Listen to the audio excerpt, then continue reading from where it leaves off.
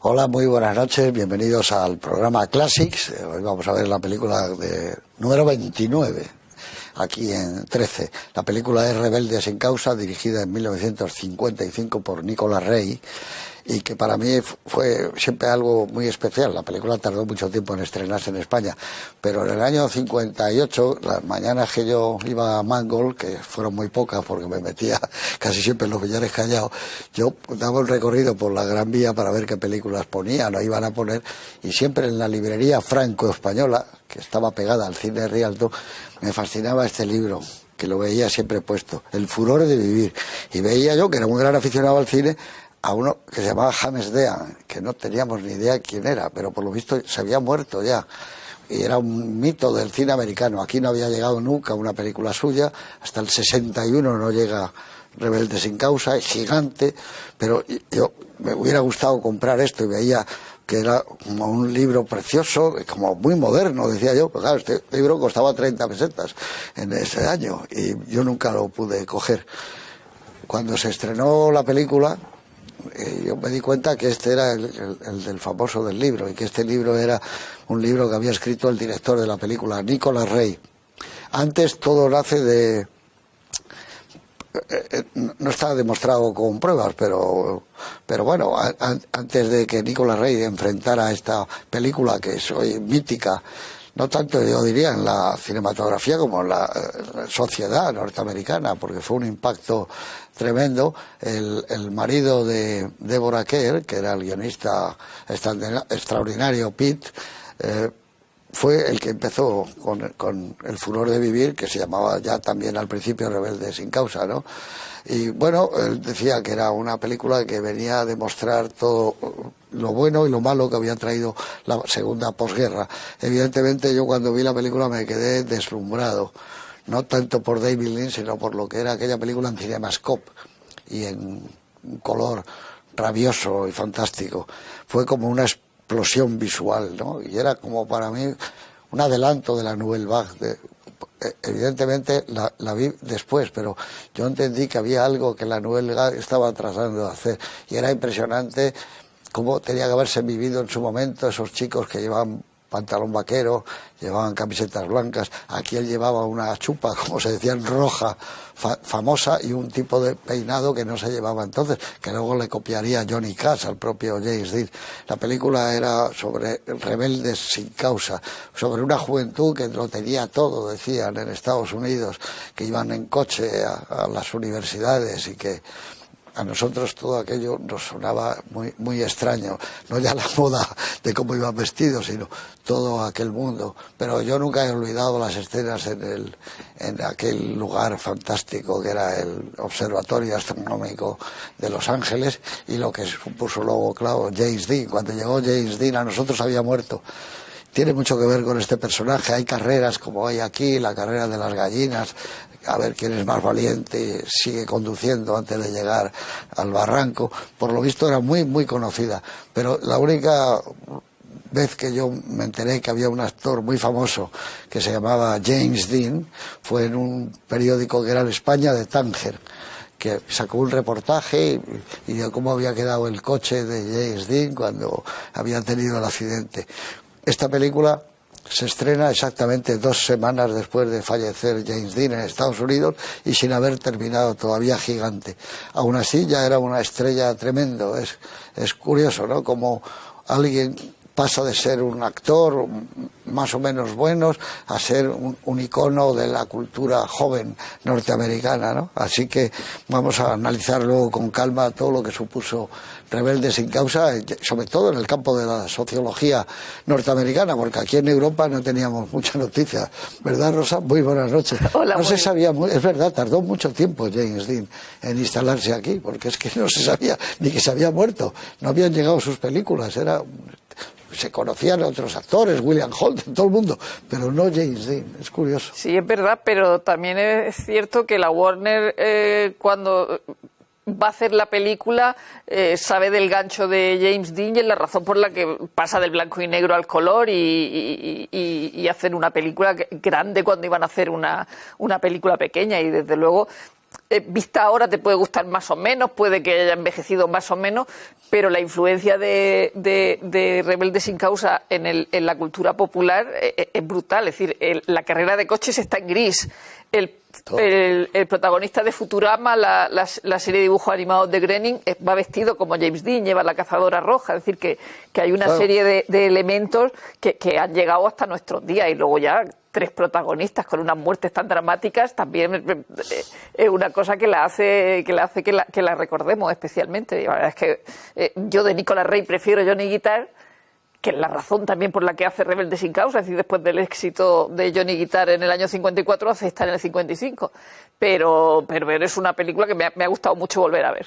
Claro, bueno, es que era un cineasta tan especial, fíjate, Johnny Guitar, y las primeras películas que hizo, y en un lugar solitario, y luego acabó aquí en España con Broston, 5 días en Pekín, de mala manera, acabó aquí muy mal.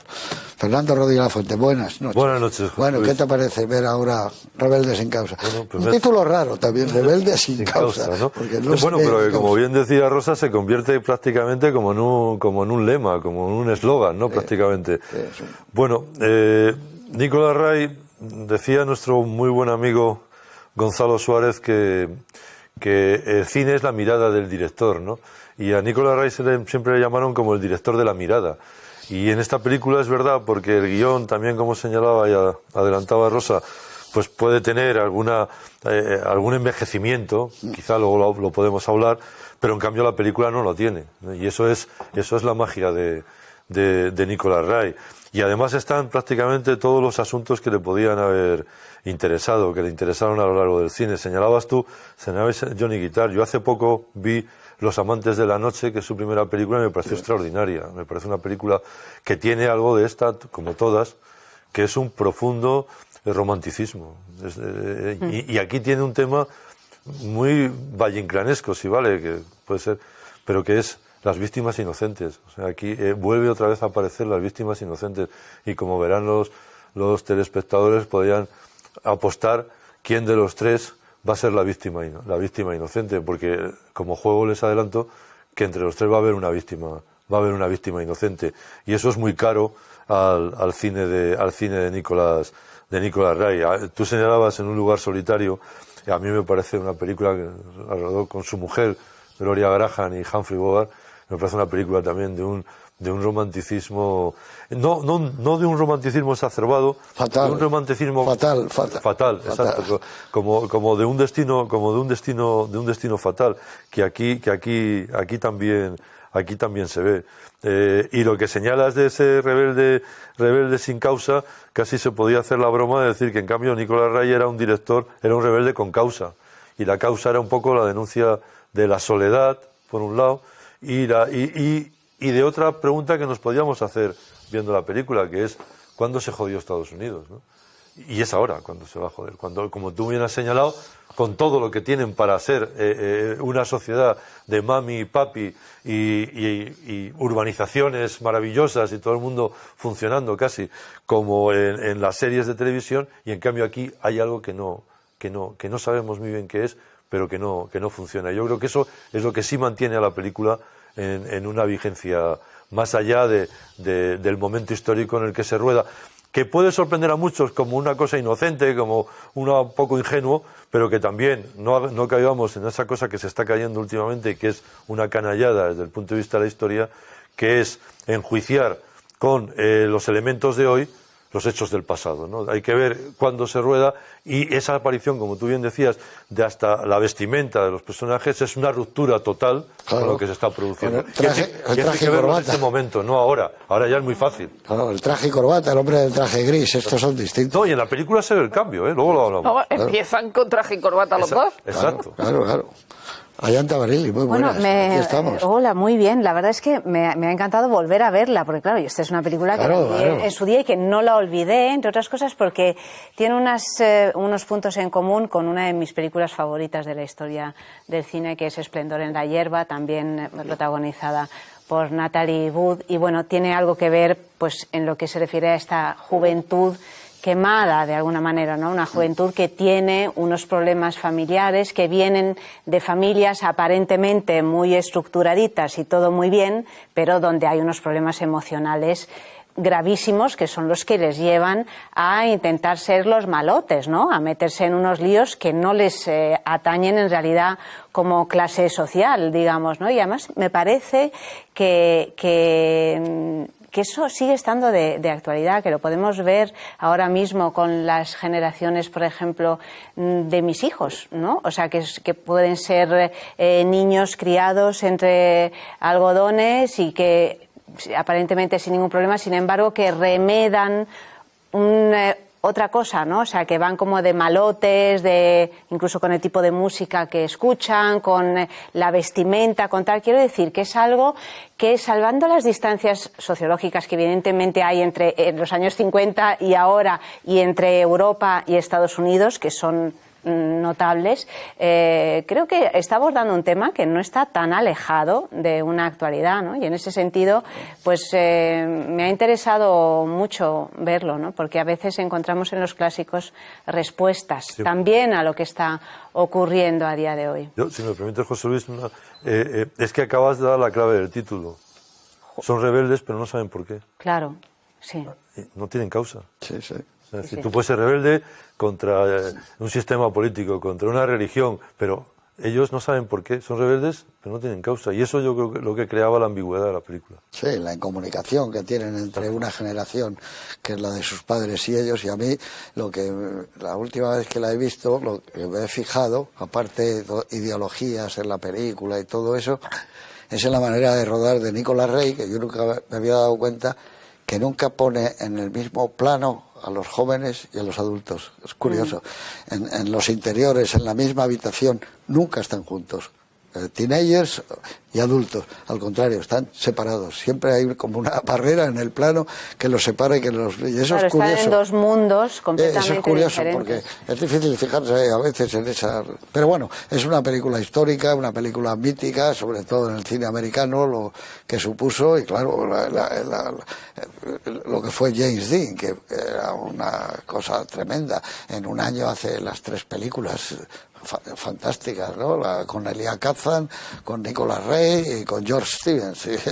En menos de un año, y en menos de un año desaparece, casi como en una carrera de las que sale de esta película. Es preciosa de ver, hay un color tremendo, predominante continuamente, es el rojo, es el escope, la magia de la pantalla grande, que le va muy bien a una ciudad como Los Ángeles, además. Pero bueno, ya hablaremos de muchas de estas cosas.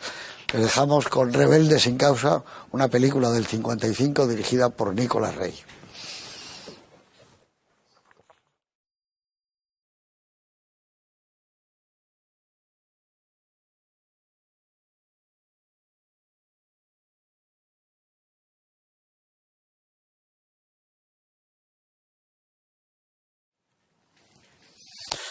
Aquí estamos de vuelta. La película, como decías, del año 1955. Y pasaron muchísimas cosas, naturalmente, el año 55. Pero de las más destacables es que falleció, por ejemplo, en Princeton, New Jersey, Alberto Einstein. Un premio Nobel bueno, dicen que por la teoría de la relatividad, pero no fue exactamente por la teoría de la relatividad, se lo dieron por otra circunstancia, no sé, ya debía ser ya que intuía los agujeros negros, algo tremendo, una de las personalidades más grandes del siglo XX y que siempre le tendremos sacando la lengua, probablemente a todos nosotros, en esa imagen imperecedera, ¿no? Y bueno, hay un corredor argentino, Juan Manuel Fangio, que se proclama campeón mundial de automovilismo varias veces. Este es un año, era otro de los más destacables, ¿no? Se publica Lolita, de Vladimir Nabokov, que luego Stanley Kubrick llevaría al cine y que también lo llevaría, yo creo que con una fortuna mucho menor, Adrian Lyne después, ¿no? Es una de las grandes novelas del siglo XX, sin ninguna duda, y es envolvente, la lees y es como algo increíble la fuerza que tiene. Muere también Thomas Mann, autor de La montaña mágica, de Muerte en Venecia, por supuesto. Los Bunderbrook, es otro gran escritor alemán. y también digamos que en un muy modesto apartamento, casi por no decir algo terrible, de Nueva York muere Charlie Parker, conocido como Bird, ¿no? Del que Clint Eastwood hizo una película sobre este genio del jazz, una película verdaderamente estupenda. Y bueno, también fallece ese año uno de los grandes teólogos, filósofos, antropólogo, el francés Teilhard de Chardin, ¿no? Que hizo el fenómeno humano, todas estas, y que creó aquello de la ionosfera y que estuvo mal visto por el Vaticano durante muchos años. De alguna manera hay una película que se llama la de esta película de Las sandalias del pescador, que hay un papa que es Anthony Quinn y tiene una relación continua con una especie de filósofo como Teilhard de Chardin, al que no le quiere publicar las cosas, porque para Teilhard Dios era como como una capa, una atmósfera, algo que rodeaba el universo y que formaba parte de todo el mundo. Pero bueno, yo leí varios libros de él porque lo editó Taurus, pero muchos libros. El fenómeno humano es el más famoso, pero bueno, todos los libros. Miguel Delibes ganó el Premio Nacional de Literatura por su obra Diario de un cazador, y bueno, ya apuntaba a ser lo que sería, ¿no? Uno de los grandes escritores nuestros. Y ya para terminar, decir que en ese año muere en Madrid el filósofo José Ortega y Gasset, el autor de La rebelión de las masas, etcétera, y que creó sobre todo la llamada Escuela de Madrid, donde personalidades de tanto talento como Zubiri, Garagorri, Ferrater Mora, Julián Marías, Laín Entralgo, Aranguren, crearon parte del, si se puede decir así, del mejor pensamiento español de esa segunda mitad del siglo XX. Y nada más, es el año que España entra en la ONU, cosa que yo nunca olvidaré porque nos lo dijeron en el colegio. Y no entendíamos muy bien qué era eso, pero que era una noticia muy alegre, y claro, la radio, el parte, a las 3 al llegar a casa, pues, era España entra en la ONU, España ha entrado en la ONU, era el año 55, fíjate tú. Menuda victoria para el régimen, cuando todo el mundo pensaba que esto iba a ser un aislamiento, pues mira por dónde España entra en la ONU y luego viene aquí Eisenhower. Joder, y luego viene De Gaulle, o sea que, imagínate. Bueno, entonces, estamos en Rebeldes sin causa. Y tú decías eso, que no hay una causa para ellos, pero es que hay una especie de incomunicación, de soledad, de tristeza entre esa generación y sus padres, ¿no? Empezamos con que le llevan al chico y los padres, y no está muy claro por qué hay ese mundo y por qué no les escuchan o escuchan lo que ellos quieren, pero tampoco lo hay entre los propios chicos jóvenes, porque él está un poco también desasistido, él busca el amor y la amistad y entre no ellos, lo tiene. Primero, fíjate, si busca eso que tú dices, que cuando está en la primera escena que está en el planetario, en el observatorio, él trata como todos hemos estado en un colegio y sabías que cuando a veces llegaba uno nuevo, pues quería hacerse gracioso para entrar rápidamente en el club, en el grupo que controlaba, ¿no? Que siempre lo ha habido, porque parece que esto es nuevo y esto viene de... Y él intenta ser gracioso, si recuerdas, y le empiezan a llamar el graciosillo, ¿no? Y dice, mira, el graciosillo y tal. Este va de gracioso, eso lo hemos oído hasta en el colegio. Y es verdad. Ahora, hay un cambio. Y a mí eso me pareció también, luego, entre las escenas, pero bueno, voy a adelantar esta, ¿no? Hay un cambio muy notable cuando la conversación entre James Dean y el otro, digamos, el Chulangana, ¿no? Que se hacen amigos. Booth. Y se hacen amigos antes de empezar la carrera, ¿no? Ya dice, ya le viene a decir más o menos, ya eres de los nuestros, ¿no? Ya has entrado, has hecho esta prueba, que es una condición sine qua non para aceptarte, y ya te puedo hablar de tú a tú, que es cuando cambia porque te da cierta pena que muera Booth, porque en el momento en que se ha hecho amigos, pero lleva razón que la incomprensión continúa después de la muerte. Es más, probablemente la muerte de Booth lo que hace es acrecentar la distancia y la incomprensión, y sobre todo una cuestión que aparece en todas las generaciones, que es una cuestión de dominio, ¿no? Alguien tiene que dominar a alguien, y aquí está claro, y no se deja dominar. Es muy interesante la escena del pinchazo de las ruedas, porque ese pinchazo en las ruedas le está excitando a Natalie Wood. Se ve que está excitada. La misma excitación que tiene cuando se pone delante y salen los dos coches. Está muy excitada, está a tope prácticamente, ¿no? Esa era una imagen impensable en España. Ni siquiera con, los que no había coche. Ni siquiera con bicicletas. Claro. Que irán al instituto en coche, claro. Pero bueno. Imagínate. Ni chupas así, ¿eh? No, imagino, yo no lo viví, pero... No había nada. Nada de eso. Pero lo que dices es muy shakespeariano también. No tanto la historia de amor entre James Dean y Natalie Wood, que es... Qué guapa. Pero en Romeo y Julieta, la pandilla, los que son de un lado y los que son de otro, realmente la manera de relacionarse y los juegos peligrosos que plantean son estos. O sea, estamos hablando, por eso decíamos que, claro, son clásicos, porque es que vuelven a proponer cosas que se siguen dando. La historia parte de una historia escrita por un médico sobre delincuentes juveniles, que era un asunto que preocupaba mucho en aquel momento. Lo que pasa que luego se cambia la historia con una historia del propio Nicolas Rey, con un guión de Stewart Stern. Pero es verdad que esa cosa de la delincuencia juvenil es la que se da en España con el cine kinky. Claro. Muchos años después con el cine kinky, y eso se quiere llevar al películas de Eloy de la Iglesia. Claro, el cine kinky se lleva al cine, pero, por la misma preocupación por la delincuencia juvenil que había en los años 50 en Estados Unidos. Ya había pandillas a finales de los 50 en Madrid, ¿eh? Sí, pero en determinados barrios había pandillas. Son los golfos de Saura. Los golfos de Saura. Había al cine. Pero no era esto, y además. Pero fumando mal, unos de polilla. Y con unos aspectos lamentables. Claro. Estos no llevaban una chupa de esas rojas ni borrachos. Bañándose en el jarama. Claro. Esas cosas tremendas. Pero es verdad lo que dice Rosa, que era me parece que era un psiquiatra que se llamaba Linder, ¿no? Sí.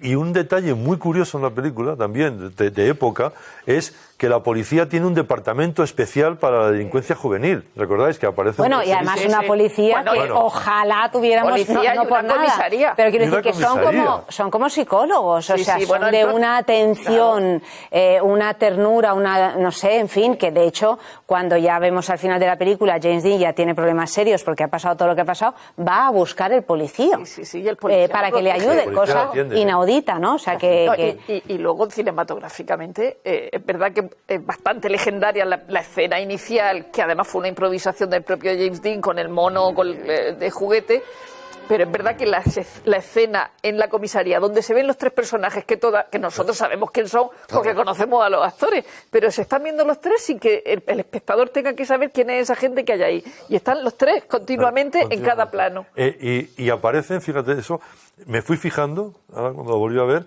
y hay varias escenas en las que hace aparecer a los tres en diferentes situaciones. Están como metidos en peceras de cristal, pero cada uno en su... sin que haya hablado es como dice Rosa, es una especie de estribillo. Estribillos que siempre van a aparecer los tres. Después, si queréis, lo vemos. Pero y después, claro, hay una cuestión vista ahora, también, pero eso es una trampa. Vista ahora, había que ser muy fino para pillarlo en la época. Hay una historia oculta. Hay una historia oculta del enamoramiento, claro, de Salmineo hacia y algo más oscuro, muy oscuro, que es el del padre de Judy, que es hoy es una cosa tenebrosa. Sí. Es tenebroso. Él tiene miedo. Él tiene miedo de lo que siente hacia la hija. Claro, cuando le da el beso y le dice... Y la pega. No le está pegando a ella. Se está pegando él. Sí. Una hija que menuda hija, claro. O sea... como cosas cachondas, por favor, lo teníamos que haber dicho al principio, lo siento, hay que fijarse en el pijama del padre de Judy, porque eso es alucinante. Sí. Con el metido. Eso es alucinante. Eso sí que es la diferencia generacional en lo que están viendo a los chavales.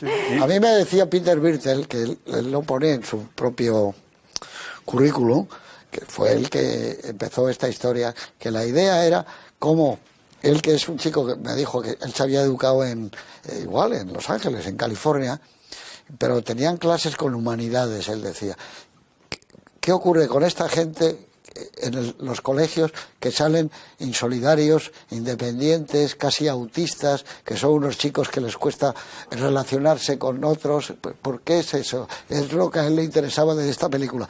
¿Qué les daban en los colegios a esta gente para que saliera así, que lo tenía todo? Iban en coche, no tenían problemas de dinero, podían fumar lo que querían, comer chicle, lo que les daba la gana, llegaban a casa, tenían su propia habitación, en cada uno en su casa. ¿Por qué esa especie de incomunicación? Claro, pero, ha dicho antes Ayanta lo de shakespeariano, y es verdad que cuando le hablan de la delincuencia juvenil, a Nicolás Rey dice, ¿qué delincuencia juvenil? Esto es Romeo y Julieta, que es la mejor historia escrita nunca sobre delincuencia juvenil. totalmente. Ya iba lo del romanticismo, efectivamente. Y que rompía un poco el tópico de delincuentes o chicos con problemas de familias desestructuradas. Claro, ¿no? Eso pero a mí lo que me parece, pero precisamente lo que me parece... La única que hay familia desestructurada, como mucho si queréis, es la de John Platón, que el chico está con la criada, pero los otros dos son dos familias estupendas. Sí, pero dos parejas que claramente no se quieren y que son unos padres que no tienen ningún tipo de empatía ni entienden nada de quiénes son sus hijos. Y a mí esto es lo que más me interesa de la película, ¿no? Porque en ese salto generacional que es siempre entre padres e hijos, en la que los padres ponen a parir la nueva generación diciendo que no saben nada, que son unos inútiles, que yo en mi juventud a tu edad ya estaba haciendo no sé qué, ya había tenido guerras y ya trabajaba y me ganaba, todo eso que sigue pasando, porque sigue pasando igual,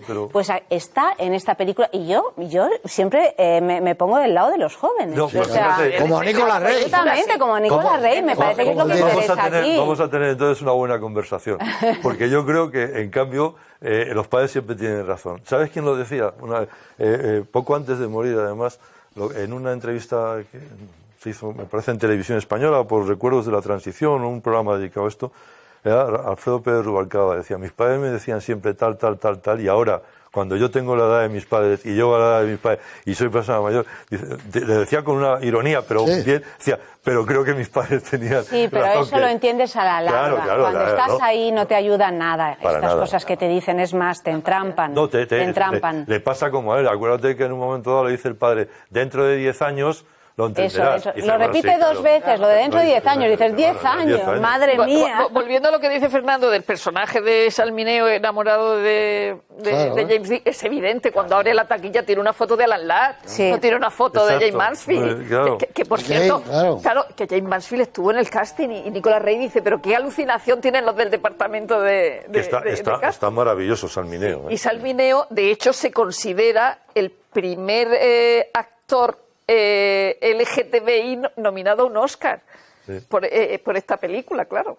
Sí, pero que está enamorado de él, pero al mismo tiempo se convierte al final ya en esa escena en la casa de cuento, ¿no? Abandonada y tal, cuando se duerme a los pies de ellos y tiene un calcetín de un color y otro de otro. Ahí con los calcetines, claro, sí, pero que ahí pero ahí es el hijo de la pareja, ¿no? O sea, por fin ha encontrado a alguien que le quiere, claro. Ha elegido a su propia familia. Eso es. Eres mi padre. Natalie Wood tenía 16 años. Sí, y se lía con Nicolás Rey, que tiene 43, y además estaba liado con Dennis Hopper. Es que Nicolás Rey también se lía con Salmineo. O sea, esta película es... O sea, lo de Gloria Graham teniendo un hijo con Nicolás Rey, con su hijo, no tiene nada que ver con esta película. Esa es otra. Natalie Wood era una rompecorazones. Pero fíjate, joven ella, Sí. Ahí tuvo un lío, y además él creo que hubo momentos que ella no quería rodar y la pegó y todo, para que actuara, Nicolás Rey a Natalie Wood. Pero es que ella además estaba... Bueno, tenía... con Dennis Hopper. Sí, flirteo, vete a saber si tenía también una dicen relación... que eran novios, ¿no? O sea, novios, no sé. Dennis Hopper, no sé. También había... Ahí ya... Luego la muerte que tiene, como la muerte de James Dean, son todos... Y Salmineo. Y Salmineo lo apuñalan, claro, o sea, que todo es terrible. una película un poco trágico, premonitoria de vidas tremendas. Hay películas así malditas, ¿no? Que pero la del cáncer, que todo el mundo empezó a morir de cáncer, de Susan Hayward, John Wayne... la de Gengis Khan. Una película que... Pero era porque habían estado en un sitio radioactivo. Habían explotado una bomba atómica ahí y rodaron en ese sitio. No, pero lo que te decías tú, de Rubalcaba tiene, pero era una ironía enorme, porque él tiene una infancia feliz, es velocista, casi me parece que si no es récord de España de 100 metros, por ahí le anda, era un tipo muy divertido. Yo creo que cuando dice eso de los padres también es muy irónico. Sí, claro, ahora me di cuenta. No, porque tenía mucha retraca, ¿no? Claro. Oye, pero también hay, y yo estaba después repasando y vi, os cito 4 películas al estilo. Una anterior a esta, que es Salvajes, que son los moteros con las cazadoras y con Marlon Brando, una película estupenda. Después, de este mismo año... Semilla de maldad. Exactamente, con Richard Brooks, muy dura, durísima, porque es también una escuela y tal. Y después, inmediatamente después, A Sangre Fría, claro, también de Richard Brooks, y Rebelión en las aulas, que esa ya la vimos de pequeños. Bueno, había un problema, evidentemente.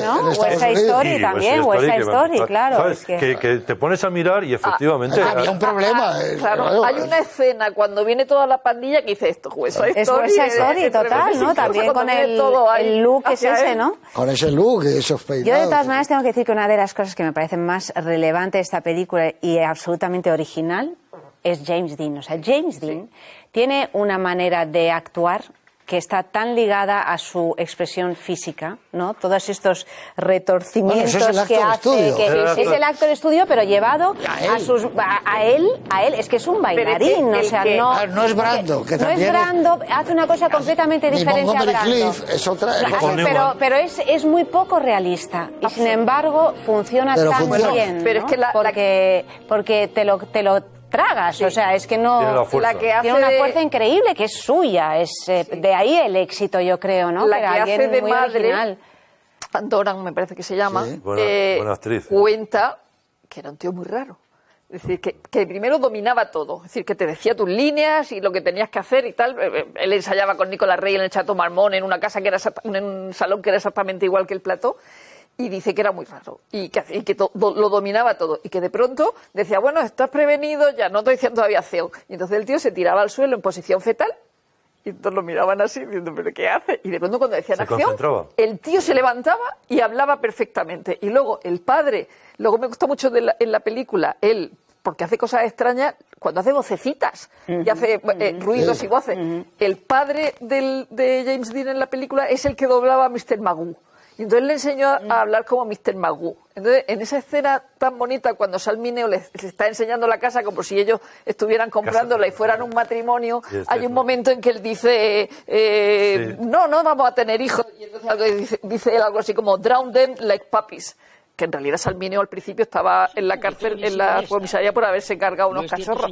Entonces dice, lo ahogaremos como cachorros. Y entonces lo hace con la voz de Mr. Magoo que el padre le había enseñado a hacer. Es decir, que el tío estaba haciendo cosas más allá del guión. Claro, y además creo que era alguien que proponía muchas cosas. Sí, pero además ¿no? encontró a Nicolas Rey, que es perfecto para él, porque él lo entendía, y era un tipo difícil de entender, pero él le supo entender mucho mejor que Elia Kazan. Y además, James Dean yo creo que se dio cuenta de que él estaba de parte de ellos, de la gente joven, que lo que estaba contando la película y el director estaban a favor de ellos y les entendía. No era como Llamada a cualquier puerta, donde había una mirada más distante. Sí, donde dice llamad a cualquier puerta y encontraréis siempre a no sé qué Romano. Aquí es verdad, aquí hay un compromiso por parte de Nicolas Rey de implicarse en lo que está contando. Y eso es lo que le da el éxito, porque los estudios no hubieran estado a favor, pero de repente la gente que iba al cine, que era ya distinta a la gente que veía las otras películas de Clark Gable y todo esto, joder, se vieron de alguna manera reflejados y dijeron, yo me quiero peinar así, yo quiero la llevar venta esto. de camiseta blanca subió una popularidad. No, y quiero tener... Decías lo del color rojo, el color rojo de Judy al principio, en la comisaría, que es un rojo despampanante con la cazadora de James Dean. Pero vamos, volviendo solo de ponerse de parte, joder, es que la escena del padre con el mandil es demoledora. Es terrible. Es que tú ves a tu padre así te pones a llorar. Y no es una cuestión de género. Sí, y tiene algo también eso muy antiguo, ¿no? Porque por otra parte, comedia. Claro. Y por otra parte estás haciendo como una crítica como si un hombre no pudiera ponerse un mandil, ¿no? Que ahora mismo, pues digamos que está superado, pero sin embargo... Pero para el chico dice, estoy avergonzado. Estoy avergonzado, claro. Levántate, porque está funcionando, lleváis toda la razón, hoy nos daría lo mismo, o no... Pero entonces era implanteable. Y eso hay que verlo en la época, por eso decía que hay que verla... Claro, y además el acierto de la película, visto ahora, 60 años después... ¿Y qué mandil? Es que no es como el pijama del otro. No, es que no es didáctica. Esto es lo que hay, la película, esto es lo que está pasando ahora. Y luego esta gente existe, pero yo no me voy a tomar una postura moral, ni de condenarlo, ni de nada, esto es lo que hay. Y lo muestra muy bien, pero lo muestra ¿cómo te diría yo? Lleno de colorido, lleno de alegría, de viva. Joder, ha cambiado la vida. Ya no son los años 40, el blanco y negro, las películas que... No, esto es distinto, el cielo es azul precioso. Y esa casa de cuento del final es una maravilla. Es el refugio, realmente. Que la piscina es la del crepúsculo de los dioses. Claro, claro. Y a propósito de también de cosas así que son muy modernas, ese beso. Sí. O sea, en esta película es ella que le besa a él. Es ella. La que toma la iniciativa. La que toma la iniciativa es ella, y vamos, ¿no? toda la vida viendo al varón que le besaba. Ponerle que muy bonito, tal, todo fenomenal, pero realmente llama la atención que en los años 50 sea ella que besa a un chico, por otra parte, muy femenino, en el planteamiento del personaje, ¿no? En la piscina hay una maravillosa coreografía. Sí, la piscina vacía. Es un ballet, cuando se están moviendo, y esa es la gracia que tiene lo que decía antes del guión, que el guión te puede chirriar a veces o no, pero lo que no te chirría en absoluto es la película, Decías, te pones a verla y la sigues. Hay una gracia... Eso digo yo, la novela, es como un documental. Sí, lo de menos es la historia. Dice, bueno, te voy a contar el argumento y va a estas escenas. No, hay que verla como por escenas solas, sueltas. Pues eso, la piscina, la casa, qué curioso. El beso. Es muy moderna la película. Qué curioso, porque yo tomé las notas de la película por los lugares. Claro. O sea, comisaría, casa de Jean, high school, planetario, casas de los tres, o sea, hay un momento en que aparece la casa de Jean, la casa de Judy y la casa de Platón, un solo, por decirlo así, de Natalie Wood y Judy, que es cuando ella huye por el beso al padre y la bofetada, el acantilado, el regreso a casa, que es también de todos, la cita con Judy, que le espera y es cuando le llama Jimmy, que no la ha llamado nadie y se queda un poco sorprendido, y la casa esta maravillosa con la casa abandonada. Efectivamente, es que puedes aislarlo, puedes aislar. Y a propósito del planetario, fíjate qué homenaje que decías tú al principio se hace en La La Land. Sí, en La La Land. La película multioscarizada que también sale el planetario y es Rebelde sin causa, vamos. Es que cuando tú vas la primera vez a Los Ángeles y te enseñan el Griffith, piensas en eso igual que cuando vas a Filadelfia y ves la escalera del Museo de Arte. De Rocky. Y luego hay una cosa muy interesante de Nicolas Rey que es como una marca en sus películas, y es la música folk. Él va con Alan Lomax, el folclorista americano, que también estuvo en España en el 52. Y que recogió en España lo que no está escrito. Recogió además en toda España, es decir, en Extremadura, en Andalucía, en Murcia, en todos sitios. Fue impresionante. Entonces él fue con Lomax y de hecho ellos hacen un programa de radio donde salen a Buddy Guthrie, a Val Ives, es decir, toda esa gente la descubre ellos. Y entonces, igual que Douglas Sirk mete a Toro, por ejemplo, en Solo el cielo lo sabe, cuando le cuentan a Jane Wyman lo que dice Toro, Nicolas Rey mete música folk en sus películas, y aquí la mete en un momento en que se está oyendo en la radio, y ahora vamos a poner no sé qué. Y lo quitan. Muy buena esa escena, porque es una dedicatoria además, ¿no? Y lo quitan inmediatamente. Hay un estribillo en la película, tú no me entiendes. Una película de él que a mí me gusta muchísimo, es de las que menos le gusta a todo el mundo, que es un poco lo que está... Sangre caliente, sobre gitanos, es una película preciosa, que hizo con un colorido tremendo, y está todo un folclore musical, toda la película lo lleva metido. Es que le gustaba, era un antropólogo de la música también, el tipo, Claro. Y en ese romanticismo es... Muy moderno, era un director muy moderno. Hasta el final, prácticamente. Pues sí, bueno, lo de Relámpago en el agua, que eso es una cosa que cuesta trabajo de ver. Yo la vi en el Alfabil, me acuerdo. Ahí se puso, y es verdad, era clásica película del Alfabil. No, era esas películas. Era terrible como se le veía, era. Sí, era ya, pero 20 días antes de morirse. Sí, como de hecho se le muere mientras lo están rodando. Eran esas películas a veces que en la medida, así éramos, tal como éramos, que en la medida en que no las entendías, que te pasa con algunos profesores universitarios, en la medida en que no las entendías piensas que está siendo muy interesante. Y sencillamente es que no las entiendes. Es que no las entiendes. Es que no hay quien las entienda. No hay quien las entienda. Pero de eso, como contaba Rubalcaba, nos hemos dado cuenta. Yo me acuerdo, José Luis se acordará, vosotros sois muy jóvenes, pero una película que estuvo 1 año y medio en Madrid, en el cine Rosales. Cuerno de cabra. Una película búlgara. 1 año y medio. No, esta no la he visto. Un año y medio en el Rosales. Porque había un parto. ¿En serio?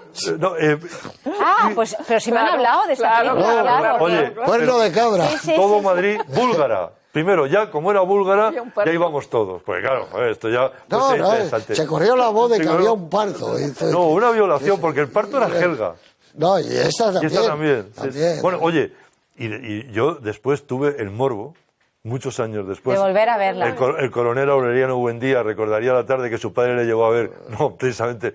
La vi. Y te quedaste espantado. No. El adjetivo moderado es infame. Sí. Cinematográficamente infame. Y 1 año y medio en El cuerno de cabra. O sea que a veces lleváis razón que, en fin... No, pero la película... La película que estaba muy bien. Pim Benders sobre él... Maravilloso. Pero era desagradable. Era muy desagradable. Muy desagradable. No tenía que haberle sacado algunos planos de esos. Sí. El montaje tenía que haber dicho, oye, porque era a veces era una calavera, ¿verdad? ¿Te acuerdas? Y no estaba bien. Y cuando está paseando por... Cuando está en su casa, en el loft, allí en la cama, es terrible. Con películas extraordinarias que hizo este. Pero fijaros que, volviendo a Rebelde sin causa, no se estrena la película, no se hace fiesta de estreno porque ha fallecido Bueno, y además Nicolas Rey se obsesiona con eso, es decir, que en la Sorbona ya apareció como Charlton Heston cuando los del rifle, apareció con un rifle diciéndole que se lo había dejado James Dean, que le había dejado muchos objetos. Hay un momento clave, si quieres, para seguir con esto de las generaciones... Cuando el padre quiere decir, oye, tengo que ir a la comisaría, tengo que contarlo, y el padre le dice, nadie te dará las gracias por decir la verdad. Y él dice una contestación extraordinaria, salvo yo mismo. Claro. Pero esto pasa, ese es el cambio. Pero este tipo de conflicto también se da en Esplendor en la hierba, que es decir, pero si no existe, los padres te están diciendo, el amor no existe. Claro. Y los hijos te están diciendo, ¿cómo que no existe? O sea, la escena de la cascada. Yo soy amor ahora mismo, la escena de la cascada, ¿no? O sea, que claro, ahí... Pero los padres al final, cuando les presenta a Judy, sí, se quedan como muy contentos. Cuando, oye, ¿será? Eso es uno de los finales más demoledores del cine. Cuando él va, el granjero, y llega ella a despedirse. Tremendo. Lo que he llorado yo con eso. Eso es tremendo. Bueno, ella se baja del... Y con esos versos finales, ¿no? A usted lo metió en una canción. Sí. Las 4:10. Dice, fue en ese cine, ¿te acuerdas? Una mañana al este de James Dean tiraba piedras a una Casa Blanca, entonces te besé. Pero el original fue en el Montera, ¿te acuerdas? Una mañana. Fue en aquel cine, era el Montera, me lo dijo a mí Eduardo. Te lo dijo, ¿no? Siempre. Fue en el Montera, ¿te acuerdas? Una mañana al este del dirá a una Casa Blanca, entonces te besé. Bueno, que es precioso, ¿no? Pero esa es una película también de un final demoledor que lo hemos vivido todos, porque cómo se quieren, ¿eh? Y está la mujer embarazada. Bueno, es el final de las ilusiones, ¿no? La mujer de él embarazada. Sí, embarazada con otro niño debajo de la mesa jugando y tal, ¿no? Sí. Es un guión portentoso de esa película. Pero él tuvo muy mala suerte, Nicolas Rey. Luego ya se lo encontraron durmiendo en un banco en París a punto de morirse de frío, envuelto en periódicos. Y de ahí se lo llevaron. Broston lo rescató. Y lo trajo para 55. Y empezó a beber, y al final lo echaron. Dijeron que estaba enfermo, ¿no? Porque estaba alcoholizado. Y entre un español, Luis María Delgado, y Andrew Marton, sacaron adelante lo poco que quedaba, y Charlton Heston, que también intervino, pero ahí tiró por la borda todo, porque con Broston podía haber seguido haciendo películas, ¿no? Había hecho también Rey de Reyes, había hecho antes, ¿no? Claro, pero Rey de Reyes, que había... Muy buena película, Rey de Reyes. Muy buena. Una superproducción. Sí, a mí me encanta. Una película de esas de Semana Santa. El Sermón de la Montaña no se puede rodar mejor con aquellos travelings. Y era épico las cosas que iba diciendo. Fuerza, ¿no? Vosotros, joder, tenía algo muy vibrante. 5 días en Pekín para contar lo que tenía que contar. Sí, pero él se llevó mal con todo el mundo. Ya te digo que fue de testigo todo... 200 personas, que a Gander se le acercó a él y le abofeteó delante de todo el mundo. Ya estaba mal, él de todo tipo. Se retira, ¿no? ¿Sabes que en esta película Alfredo Mayo, que hacía de embajador español, sí, claro, lo que cuenta es verdad, porque cuando, por ejemplo... Conchita Montes estaba ahí con Conchita él. Montes claro. Cuenta, es verdad, históricamente, porque España no participa en la invasión de Pekín en la guerra de los Boers, ¿no? Que es, de los Boxers, perdón, sí. que son un movimiento nacionalista que la emperatriz Cixi apoya y que después le va a costar prácticamente el trono, ¿no? pero España no participa. Y entonces, por eso en la película Alfredo Mayo sale que aquí había un cachondeo con, mira, te sale el español. No, era cierto, porque como España no participa militarmente en la toma de Pekín, el interlocutor con el Palacio Imperial es precisamente el embajador español, que sale en la película acompañando, me parece, a David Niven, que, como no podía ser de otra manera, era el embajador británico. Claro. O sea, oye, ¿os acordáis que el arranque era maravilloso? Las legaciones iban pasando la cámara de una a otra. Era una maravilla. Bueno, si Nicolás Rey era en la embajada de España en Pekín, en este momento, los 2 leoncitos que están en la puerta de la embajada son los que había en esa legación. Fíjate. Y las legaciones, que los chinos, claro, lo cambiaron después, sobre todo Mao, las cambió porque el barrio de las legaciones estaba al lado de lo que podía ser la Central Station de Pekín, la estación central de ferrocarril. Y eso fue destrozado por los 50 días, que es histórico, que es así, y lo cambiaron. Pero la Embajada de España mantuvo el león y la leona, que es tradicional en las puertas clásicas, antiguas, de las casas de Pekín.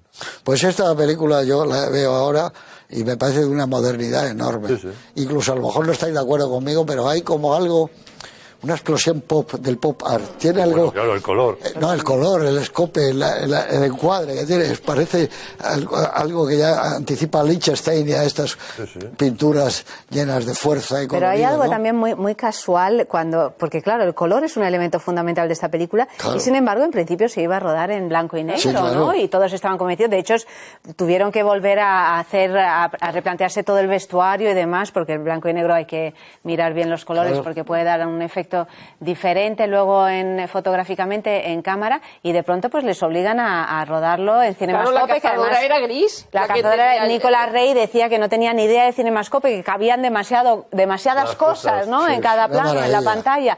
Y sin embargo es una de las razones por la que esta película es esta película, ¿no? Espacio y tiempo, ¿no? Porque la película dura un día.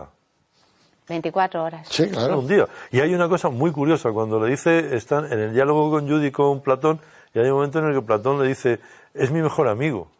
Y a mí me recordaba algún sobrino mío que siempre dice, he quedado con fulanito que es mi mejor amigo. Y yo otro día dije, oye, te he contado 9 mejores amigos, a ver si los podemos ir ordenando. Claro, pero esto es fabuloso porque es estupendo. Claro, demuestra precisamente lo que es esa juventud, ¿no? Es decir, que en 24 horas tu vida puede dar un vuelco tal que encuentras al amor de tu vida y a tu mejor amigo en 24 horas. Y además es así. O sea, es que no es discutible, ¿no? Los padres lo discutirían. Ellos, los jóvenes, así lo viven y así lo sienten. Por cierto, entre las así curiosidades, Dennis Hopper, estuve fijando, no dice nada. ¿Pero por qué lo cortaron? Porque como tenía el lío con Natalie Wood y Nicolás Rey también tuvo el lío con Natalie Wood. Le quitó el diálogo. Hay un documental donde lo cuentan, ¿no? Que lo cortaron porque había un mal rollo evidente. Os lo preguntaba porque me hacía gracia, ¿sabes? Joder, que sale Dennis Hopper y que no habla. ¿no? Siempre ha tenido mala suerte Dennis Hopper en el cine. La filmografía. Por unas cosas o por otras. Exacto. Hasta que hizo aquel papel estupendo en una película que se llamaba ¿cómo se llamaba esta última película? ¿De David Lynch? ¿Cuál era? ¿Corazón salvaje? No, la música. Terciopelo azul. Terciopelo azul. Ahí está maravilloso. Maravilloso. Y ahí tiene un papel fantástico. Magnífico. Es otro también, es otro rebelde sin causa. Eso era otro. Ese sí que era de la banda. Que también estuvo durante años en el Alphaville.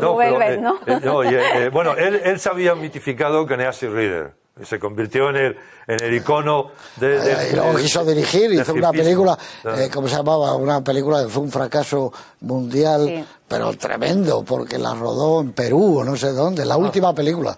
Además fue providencial, dijeron, tu última película, Dennis. Y después aparece maravillosamente bien por otra parte, pero haciendo ya de un pirao de mucho cuidado en Apocalypse Now. Sí, claro. No, y era muy buena. Me caía muy bien. Aquí está jovencísimo. Claro. Bueno, a ver, Rosa, dime, elígeme un plano que te guste de esta película. Pues me gustan mucho, ya digo, el inicio en la comisaría, cuando están saliendo los 3 personajes todo el rato, desde distintos puntos de vista, pero me voy a quedar con el drop de Life Puppies, cuando lo hace con la voz de Mr. Magoo, cuando le están enseñando la casa.